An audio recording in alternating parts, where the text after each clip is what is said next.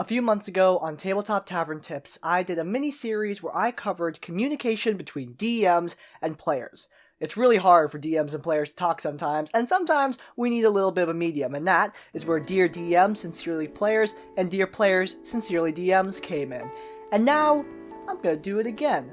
So, here are the things that DMs love and hate in their D&D players. Please don't be afraid to talk to me about issues you have. Seriously, I'd rather have one awkward 5-minute conversation than you have 4 awkward hours where you're unhappy. This is absolutely important. Players in the audience, please, please, please, do not be afraid to give your DM criticism.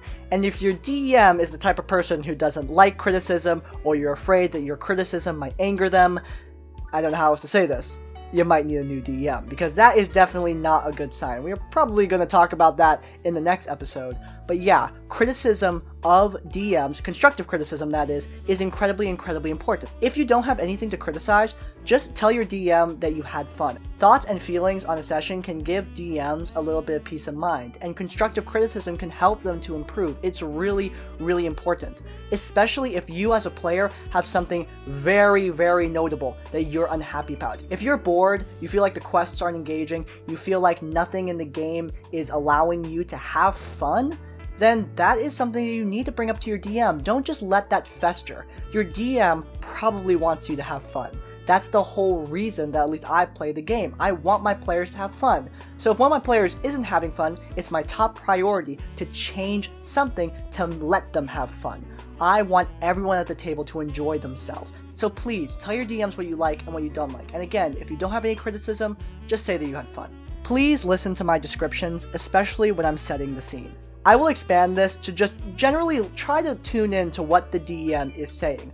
A good DM will make their words count. I understand that a lot of DMs will become a little bit superfluous with the setting descriptions, and yeah, sometimes a lot of the tone words being used and a lot of the descriptions for especially when you just walk into the room, some of it might be superfluous. One of my top annoyances when I'm playing Dungeons & Dragons is when I'm describing a scene and then immediately afterwards, my players ask a question that was answered in the description.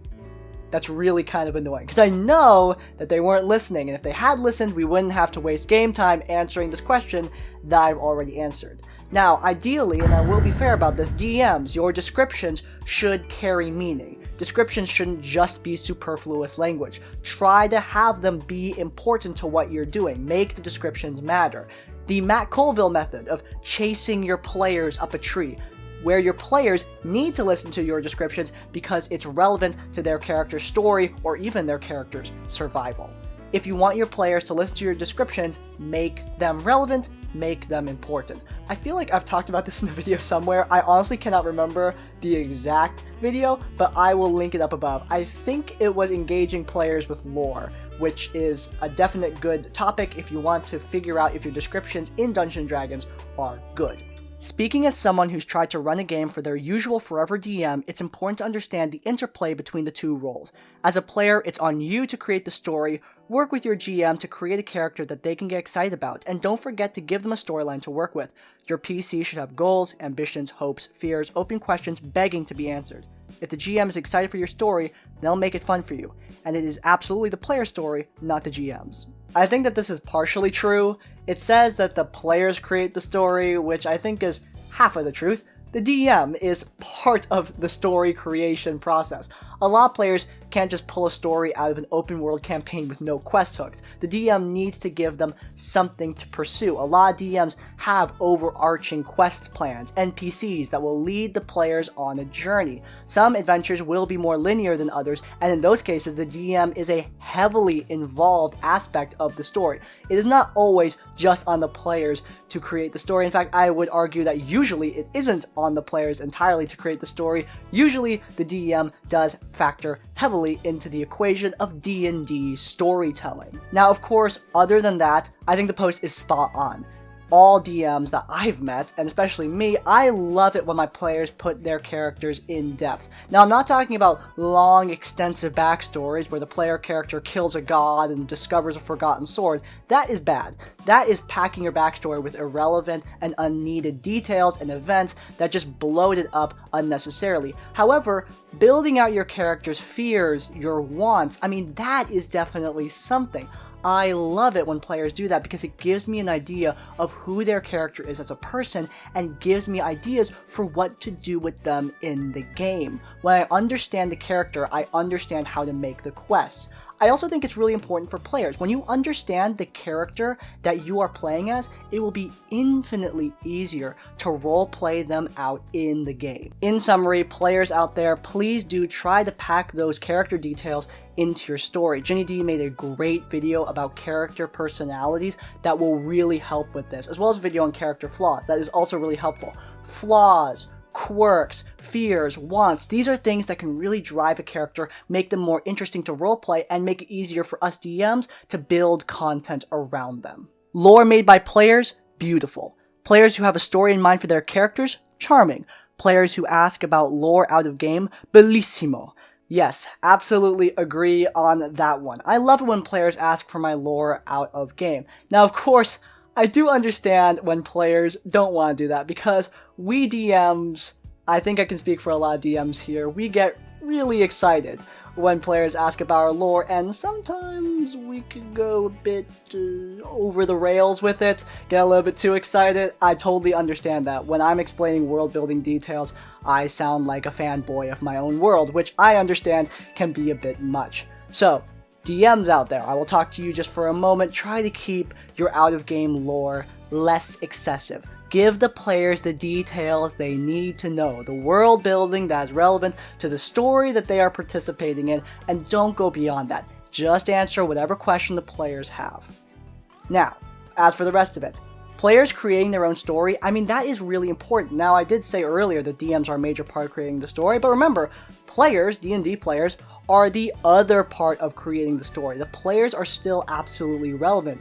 DMs still need the players to participate, to make their decisions, to create half the story. It's the players' decisions that shape what happened. So players need to be a little bit assertive. Don't be relying on the DM to make the decision for you or to guide you along the correct path.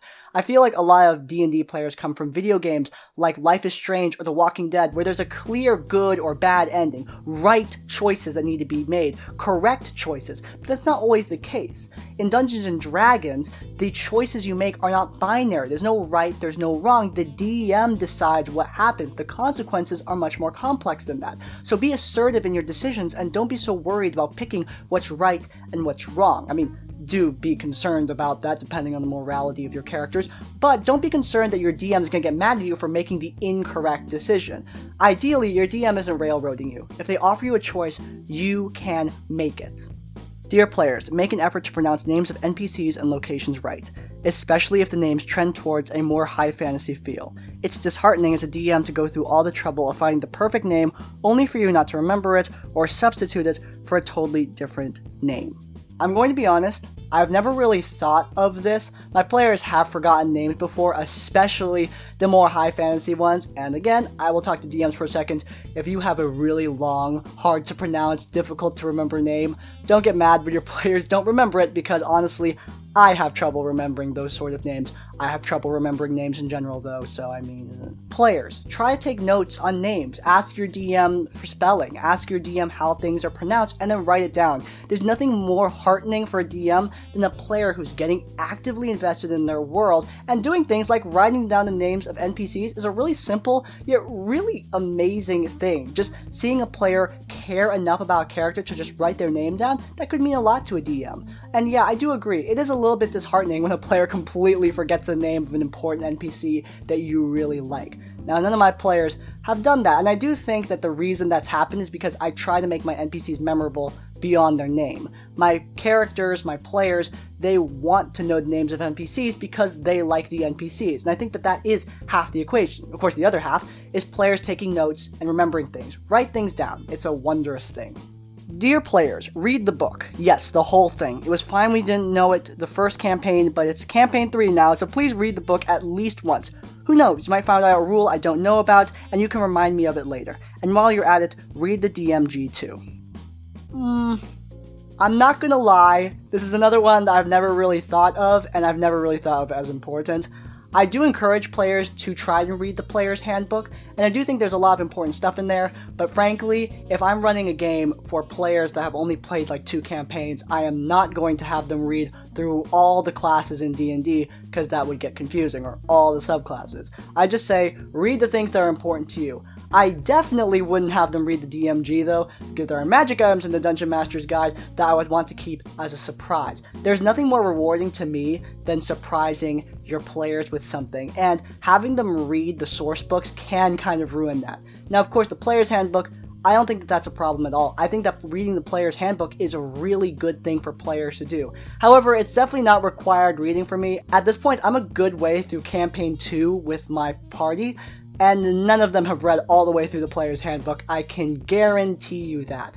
Unless you have a player at your table who is a chronic rule breaker, always forgetting things, I wouldn't focus too much on reading the rulebook, because frankly, even if your players were to read through it, they're probably not going to remember it, if we're all being completely honest here. And there's nothing wrong with that. At the end of the day, even just reminding players of rules, for me, it's not that big of a deal. As long as it's not a chronic issue that is slowing down the pace of the game to an absurd degree, I don't place much value on it. I just remind them of the rule and move on most of the time.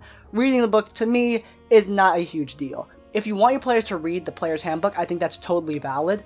However, I would say don't tell them to read all of it, especially if they're new players. Just tell them to read the relevant stuff to them. Alright, I think that's all of them. If you guys have been watching this series for a while, you'll notice that this is a brand new format. I'm showing my face now, and I think that that is a very important thing for this sort of series.